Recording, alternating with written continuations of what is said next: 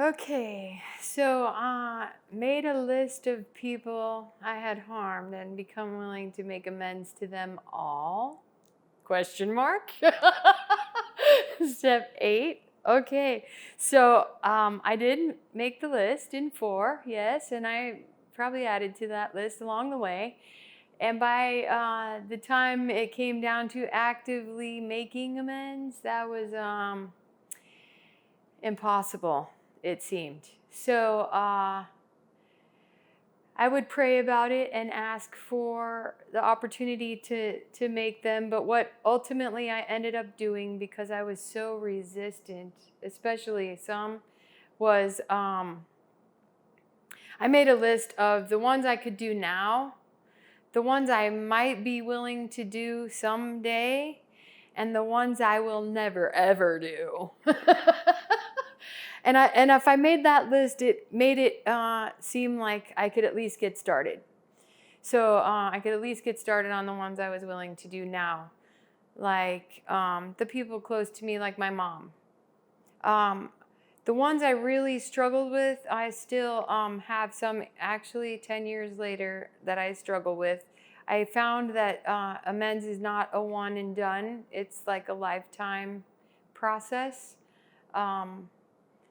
Some amends are just not received. Like I tried to make one amends and the individual just could not hear or receive what I was saying. So it seemed mute, like pointless.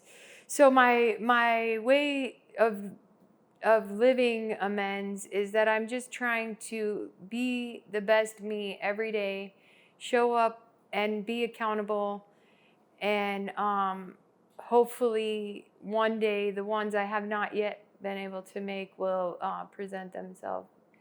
But I know my sponsor even shared with me that 25 years into her sobriety, she was driving down the freeway and a lady pulled next to her and flagged her down, pull over. And it was a woman she had been wanting to make an amends to, but had no idea how to. And miraculously, God just delivered her so she could. So I believe it's a lifetime thing. Some you just can't force. If you force it, I tried that too. And if you force it and you're not fully committed, like yeah, I'm sorry, yeah. Whatever you want me to do, sure, And all along lying in my head about how really sorry or willing I am to do something, So it's defeated. It doesn't feel good. You don't get any relief from it. You haven't really solved the problem. Now you just have to go figure out how to do it again, which is don't want to try.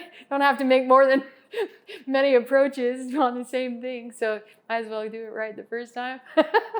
So yeah, forcing it, I didn't think was profitable for any of us. So I think when it is time, God will guide it. You'll just know in your heart it's time, and God will give you the words and the other person the heart to listen. I also tried making amends before I was even at step 8 with my brother, and I was feeling good. I was in recovery now, and look at me, the wind stopped blowing, And I called him and tell him how good I was doing and how sorry I was for the way I treated him the last time I saw him. He didn't really want to hear it, and although he was happy I was sober, I had never talked to him again after that. So sometimes it doesn't go the way you think it's going to go, but you definitely, I don't recommend doing it before you're there, because you don't really know what you're talking about. But look at me, I'm good.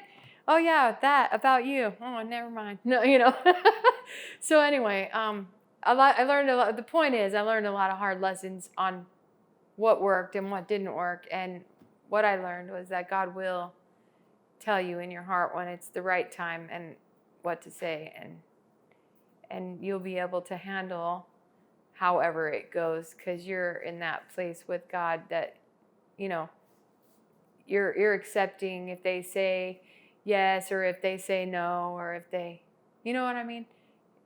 Yes, good, leave me alone forever, or that's great, let's rebuild our relationship, however it goes, you'll be in the right place too.